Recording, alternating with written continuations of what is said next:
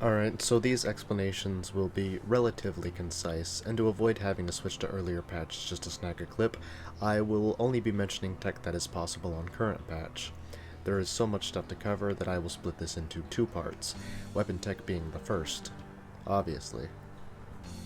I'm starting with FSE simply because it is relevant to so many other techs.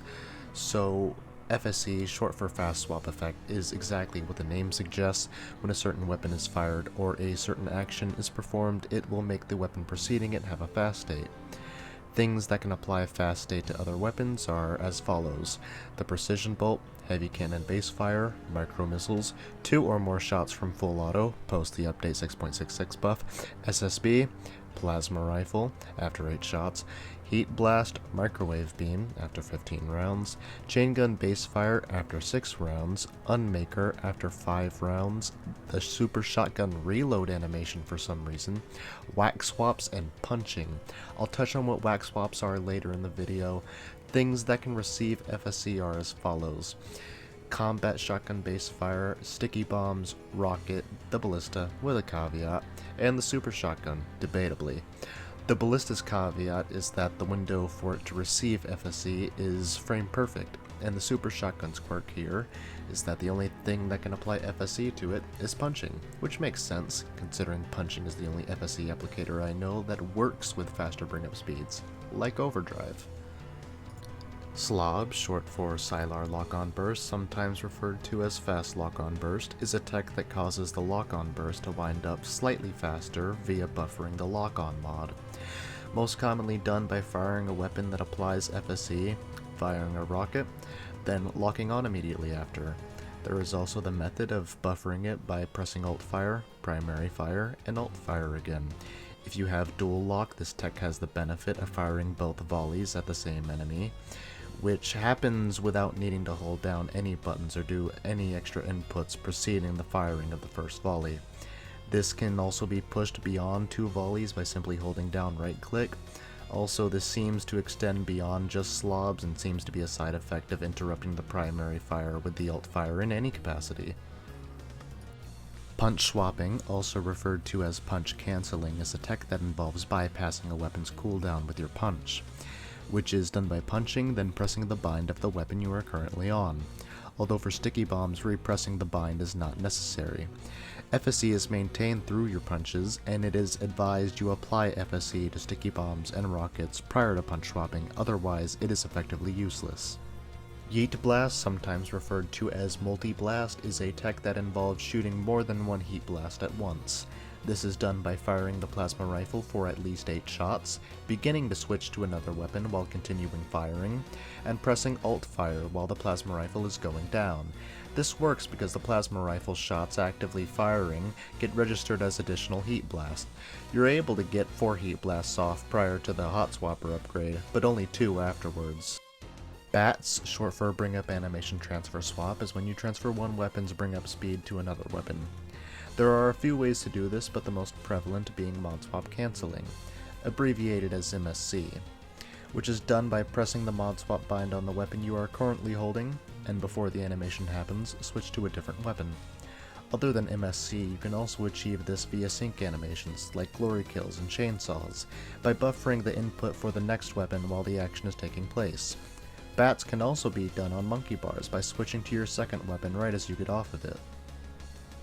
Fast Destroyer Blade is a tech with a self-explanatory name. It makes the Destroyer Blade charge faster, more specifically at the charge speed of the Arbalest, cutting the time in half to be exact. This can be done by opening with a mod swap cancel, silent mod swap, or silent BATS. It is imperative that the heavy cannon is switched to at some point in this chain. Things that keep this chain going include things like punching, switching weapons, firing weapons, and a no-target chainsaw.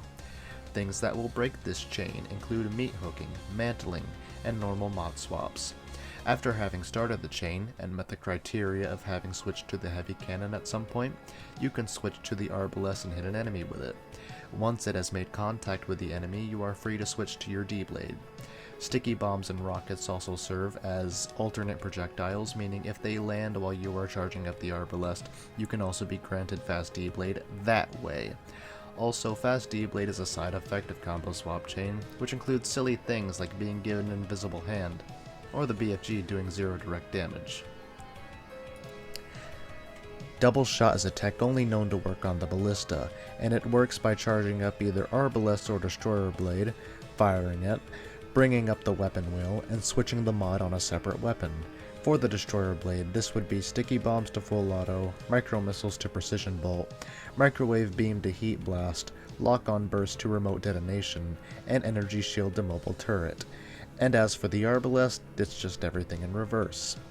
After the trigger mod has been swapped, you can let go of the weapon wheel, making sure to hold alt fire for the duration of this process. This is also possible by charging up, bringing up the weapon wheel, swapping the mod, proceeding to hold down both left and right click, letting go of the weapon wheel, and having both shots fire on the same frame. You can also do double shot via the dossier, albeit framed perfectly because the dossier doesn't buffer your inputs. This also switches the trigger mod the gun uses, allowing it to be chained. Fun. I had almost neglected to mention the base fire can be double shotted as well by charging up either arbalest or destroyer blade, opening the weapon wheel, and this time only pressing left click when switching to the respective trigger mod. Energy shield bulldozer, also referred to as shield raise, is done by fully activating any form of time slow, most often done via the weapon wheel, but it is also possible via chrono strike and theoretically saving throw, then simply dashing into an enemy. And upon making contact, bringing up the energy shield, this will do massive amounts of damage, because normally the chain gun has a lot of 0 damage instances when walking into an enemy, but Time Slow decides to make it change these 0 damage instances into 200 damage dash smash instances when the energy shield is pulled up in the final phase of the dash. How often are these instances done? Once per frame. You can squeeze more damage out by coupling this with a form of time slow, which makes your simulated frame rate higher, meaning more damage.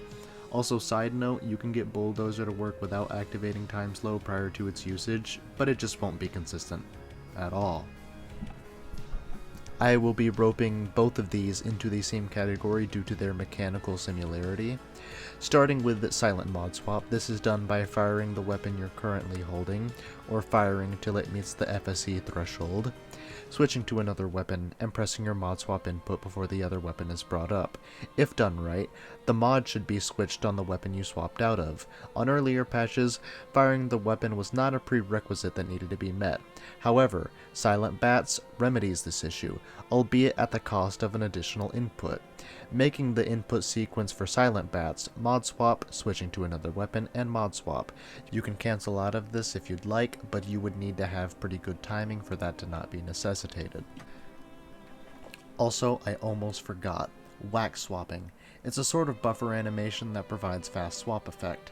The two methods I know of being mod swap canceling out of a slower weapon into the heavy cannon, then normal swapping into a weapon that can receive fast swap effect, or firing a burst weapon, pressing the heavy cannon bind, then immediately after pressing the bind of the weapon you want to apply fast swap effect to. If you liked this video, if you found it informative or entertaining, then subscribe and do whatever else boosts this video's engagement. I'll be seeing you guys next time.